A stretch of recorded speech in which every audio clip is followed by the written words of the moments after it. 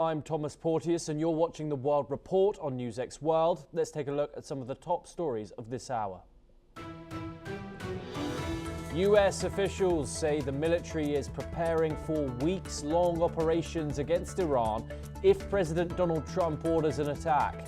The reported planning comes as diplomatic efforts continue, raising the stakes for US-Iran talks.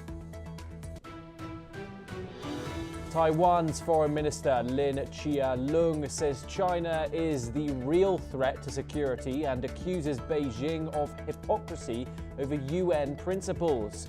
His comments come after China's top diplomat warned at the Munich Security Conference against efforts to separate Taiwan from China. Gaza's Civil Defense Authority says 11 people are killed and many are missing or wounded after an Israeli airstrike targeted a house which was sheltering displaced people north of Al-Zawida in the central Gaza Strip. Israel says it targeted Hamas fighters after alleged ceasefire violations as both sides accuse each other of breaching the October truce. US Secretary of State Marco Rubio begins a two-day trip to Slovakia and Hungary to strengthen ties with their conservative governments. The State Department says he will discuss energy cooperation, NATO commitments and other bilateral issues.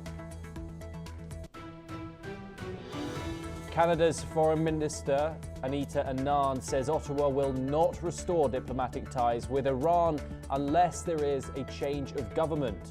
Speaking at the Munich Security Conference in Germany, she declines to say whether Canada would support a US military strike. Gaza's health ministry says Israeli strikes have killed at least 10 Palestinians in the past 24 hours, including 5 in Khan Yunis. The ministry adds more than 600 people have been killed over 1,600 wounded since the October the 10th ceasefire. Russia says a Ukrainian drone attack has damaged a Black Sea port of Tarman in the Krasnodar region. Officials report 2 people injured with an oil tank, warehouse and terminals hit at the facility. Residents say armed assailants on motorbikes killed at least 30 people and burned homes during raids on 3 villages in Niger State. Police confirm an attack in one village and say suspected bandits also abducted residents as pressure mounts on the government to restore security.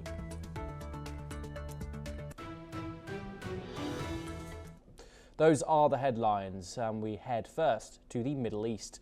Gaza's civil defense reports that at least 11 people have been killed in Israeli airstrikes across Gaza since dawn. Gaza's civil defense says the strikes targeted both the north and the south of the region, including a tent encampment housing displaced families. According to health officials, 4 people died in the northern strike, while another 5 were killed in Khan Yunis in the south. An Israeli military official said that they launched precise strikes in retaliation for what it calls Hamas's repeated breaches of the ceasefire, including incidents involving them crossing into Israeli-controlled areas. Let's listen in to the father of one of the victims. لا تأمن على أنفسها في خيامها الذي ضحت بكل ما تملك في سبيل أن تصل إلى هذه الخيمة. حتى هم في الخيام لا يملكون الأمن والأمان. مجلس السلام مصدق إنه ترامب يعني هو بده يجي يساعدنا أو بده يدافع عنا، اللي بيزود إسرائيل بكل أنواع الأسلحة الفتاكة، بزودوها بالمال، بزودوها بالسياسة، بالحماية، بالمظلة الدولية. أنت مصدق إنه في سلام بده يسوي لنا إياه. Professor Ephraim Imbar joins us now, a senior researcher at the Jerusalem Institute for Strategy and Security, joining us live from Jerusalem itself. Thank you very much for joining us, Professor Imbar, here on NewsX World. Israeli attacks post the October ceasefire have now breached over the 600 mark. 601 Palestinians killed after that October the 10th ceasefire now. What does that say about the current state of the ceasefire and, of course, the accusations coming from Gaza that Israel has now broken the ceasefire over 1,500 times, according to them? Well, this is sheer propaganda on part of Hamas. By now, Hamas was supposed to be disarmed, and they are not. And actually, they come after Israeli soldiers, and we have the need to defend ourselves. And so this is what happens. They are violating the ceasefire. They are very much intent to act upon their hatred toward Jews and kill Israeli soldiers. And Israel has no choice but to defend itself, will not sit idle when the Hamas is breaching the ceasefire and tries to cause casualties to the IDF. How can we check if this is propaganda or not? Of course, there's no international journalists allowed into Gaza, with, of course, both sides citing violations. 3 Israeli soldiers killed since October the 10th, and over 600 Palestinians now. Why does Israel continue to strike and kill people after the ceasefire, especially due to the fact that Israel, of course, is the power with more technological development than the people of Gaza, than Hamas? Why does it continue to strike the people inside the enclave? I think you mentioned the real fact. As a result of our better technology, we have more surgical strikes, and we try to minimize as much collateral damage. In terms of credibility, you just have to look at our record. Unfortunately, Palestinians are very good at lying, inventing accusations such as famine in Gaza, which never really happened, inventing accusations as genocide, which also was never an Israeli intention. And if we use our much better force, we could cause even more casualties among the Palestinians. Also, they count, if you take a look at the statistics, they are producing, they count dead people that died because of natural causes and add them to the number of casualties. They don't distinguish between, soldiers, Hamas soldiers, and civilians. So I think our record indicates a much better credibility of our reports than Hamas. But that is, of course, disputed. First of all, there is no longer a famine in Gaza, as you've said. The IPC did declare a famine, but that has since been removed. There is now a severe food crisis inside the enclave, according to the body. In terms of those genocide claims, that case is, of course, ongoing at the International Criminal Court brought by South Africa.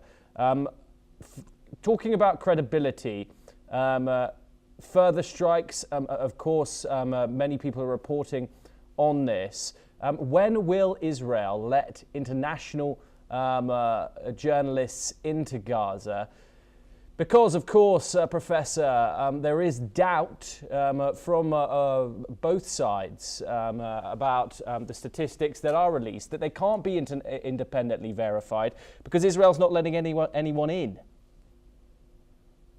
I think that this is common practice. I don't think that newsmen should be in war zones. We don't want to endanger them.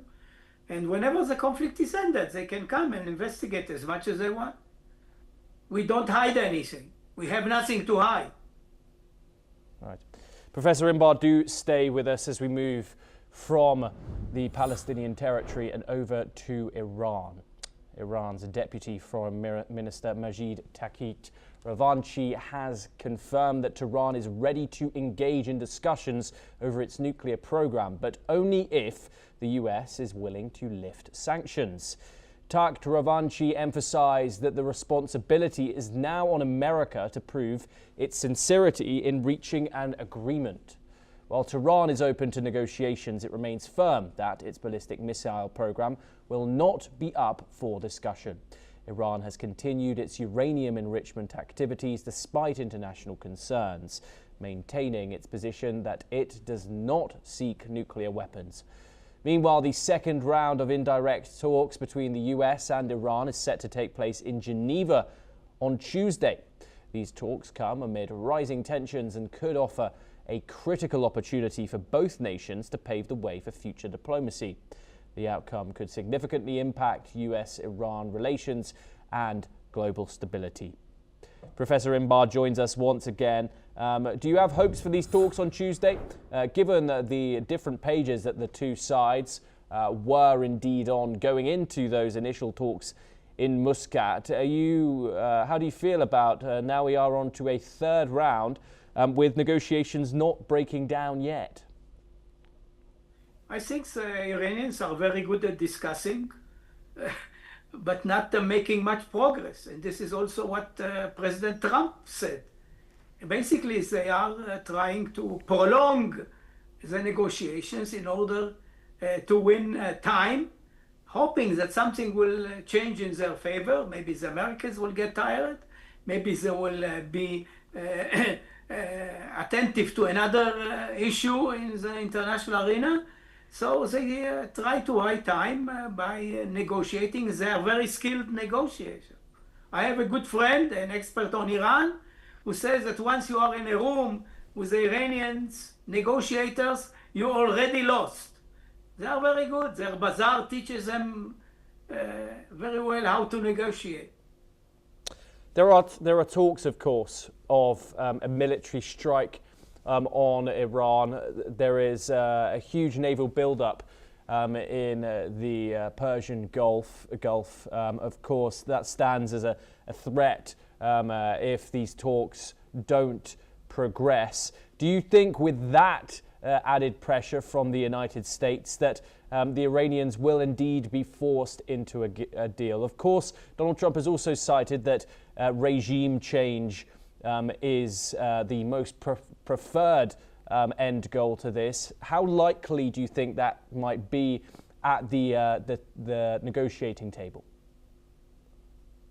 I must admit, I really don't know what the outcome of this conflict between the United States and Iran will be resolved. I think that the regime is ready to take many losses. It has a great ability to sustain pain, and maybe they'll choose at the end of the negotiations, those negotiations break down, to sustain the pain of the American military machine. I hope not, but it remains to be seen what will happen. How's this being covered in Israel, Professor Imbar? We've seen, of course, pretty much the entirety of 2026. All eyes are on Iran following those protests, and some experts and analysts are saying that the regime is as weak as it has been since its establishment in 1979. Of course, the country is still going through that internet blackout. How are people in Israel feeling about this? Are they wanting the Americans to strike? How talked about is it? Israel is, of course, threatened by the mullahs regime in Tehran that are saying day and night that they want to annihilate the Jewish state. And we hope that there will be a possibility for regime change. Having said that, I think most Israelis are very much aware that military strikes are not always effective for achieving regime change. So we are looking at how Trump behaves and negotiates. And we are, of course, not against a military strike against Iran, particularly on the nuclear installations and the infrastructure to produce missiles, which are a big threat for Israel. But we are patient, and hopefully that the regime will be changed, but we don't hold our breath. Donald Trump, of course, incredibly unpredictable when it comes to his foreign policy. Iran has listed Israel as a target, as well as US military bases in the region. If the United States was supposed to strike Iran, are the people in Israel ready for conflict if it does indeed arise after US military intervention? Well, Israel has the best anti-ballistic missile defense in the world. And of course, we are ready. We make preparations. The IDF announced that it is on a certain alert to parry the missiles coming from Iran. We did relatively well in June 25, but still there was a lot of damage in Israel, and of course we do not look forward to a missile duel with Iran.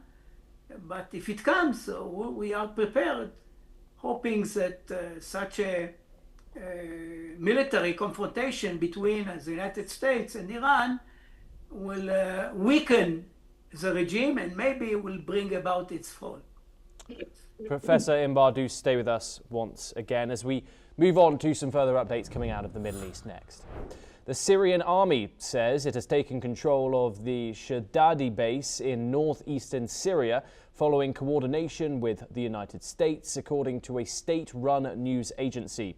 The base, located in a strategic area of Hasakah province, has previously been used in US-backed forces during operations against Islamic State. Damascus says the handover marks a new phase of security arrangements in the region, though Washington has not immediately commented on the claim. The development comes amid broader shifts in military presence and coordination in Syria's long-running conflict. Professor Imbar joins us once again. The coordination between the Syrians and the United States, what have you made of that so far, and also its actions inside these areas of Syria, which still remain in a rife state of instability? The main impression is, of course, that the Americans are selling out the Kurds, who were their best allies against ISIS, against radical Islam. And this is a troubling development for America's allies. The Kurds, once more, are being probably betrayed by the Americans as they were betrayed in '91. So I don't think this is a positive development, particularly since the radical regime in Syria may recur to massacres in order to finish the Syrian opposition to be reintegrated into the Syrian state. They massacred another minority, the Alawis, in West Syria, and also in the south. They tried to massacre the Druze community, and the minorities in Syria have much to worry about the American behavior and the outcome of this development. Damascus says the handover marks a new phase of security arrangements inside Syria. Do you trust Damascus here with that? I wish it would be true. I'm very skeptic about what some Arab leaders are saying. We should take a look at what they are doing rather than what they are saying. And their deeds so far are very troublesome for the minorities and their lives. Yes, indeed. Professor Ephraim Imbar, thank you so much for taking the time and speaking to us here on NewsX World. It's always a great pleasure to speak to you. We now move on and over to Eastern Europe. Russia's Tarman port, located on the Black Sea, has been damaged in a Ukrainian drone attack. The port, which handles oil products, grain, coal and other commodities, was struck on the 15th of February, causing significant damage to an oil storage tank, warehouse and terminals. The governor of Krasnodar, Veniamin Kontrandinev, confirmed the incident on Telegram. He added that 2 people were injured and more than 100 are currently working to put out multiple fires at the site in Volna village. While the damage in Taman was severe, strikes on the resort city of Sochi and the village of Yurovka near Anapa caused less damage. Last year, Taman port shipped over 4 million metric tons of oil products. This attack marks another escalation in the ongoing conflict between Russia and Ukraine. Joining us now to discuss this is Lieutenant Colonel Himanshi Singh, a defence and international relations analyst, joining us live from New Delhi. Thank you very much for joining us. This war, of course, is we're seeing this more consistently now. Both Russia and Ukraine striking energy infrastructure, ports, of course, it remains very, very common during this conflict. Given the state of Russia's economy, how damaged will this attack be to Russia caused by this Ukrainian drone attack? Good afternoon, Tom. So good to see you. See, this reported Ukrainian drone strike on Russian Taman port represent a significant evaluation in the character of war. Taman, located in Krasnodar Krai near the Kerch Strait, sits at a strategic maritime crossroad, linking mainland Russia to Crimea and broader, if we see, the Black Sea operational theater. So this is a very, very strategic strike. See, Taman port plays a dual role. First of all, it is a military logistic hub supporting the southern operations and the supply flow towards Crimea. And secondly, it is the energy and commercial export node critical for oil, fuel, grain movement. So battlefield now includes oil terminals, shipping hubs, power plants, and civilian economies, which are so relevant in today's time. So when Ukraine targets such infrastructure, it has 3 deliberate objectives. First of all, it wants to disrupt the Russian operational tempo. When military campaigns are there, they rely heavily on uninterrupted logistics, fuel depots, port facilities, and transport corridors, which are the arteries of war. So even partial disruption and forced rerouting, it actually damages a lot of supplies and increases the transportation cost and complicates the force sustainment. Then secondly, it erodes the strategic depth. Russia so far was thinking it has strategic depth, but now with the drone warfare, that depth has collapsed. And Ukrainian long-range unmanned systems, they are actually devastating for such strategic depths which are no longer sustained. And then it also has a psychological and political signaling that if you are striking deep inside the Russian territory, you are actually challenging the domestic narrative of control which President Putin had so far. So even a limited damage to such force by such force, it actually shows the vulnerability of Russian system. So it is not just tactical, it's doctrinal. And Ukraine has actually embraced asymmetrical warfare because it knows that it is outmatched by Russia in conventional mass of tanks and artillery volume. It has to innovate faster, and Ukraine is innovating faster. So, maritime drones in Black Sea and hybrid strike mode, they are actually redefining the battlefield geometry. And I feel Russia has to respond with a lot of expanded barrages of missiles. It will intensify the air defense deployment.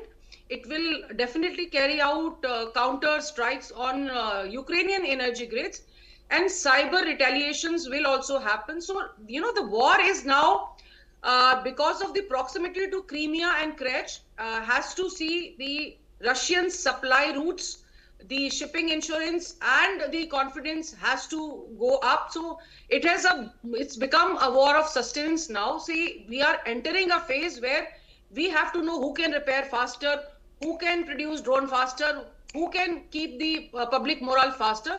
So implications are not just in the war, but they are also economic and the civilian morale getting affected.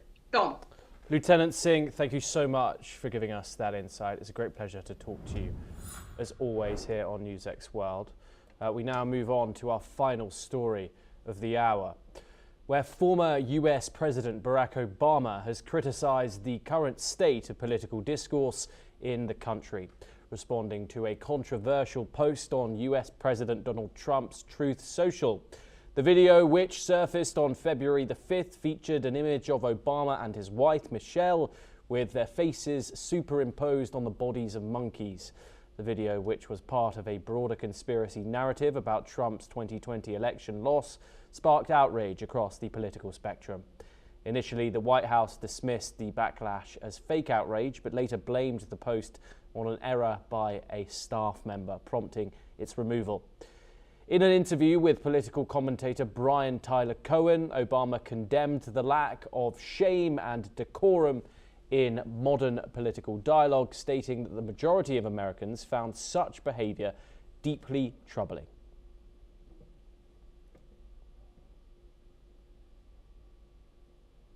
Well, that's all that we have time for this hour. Keep watching NewsX World for more international news updates.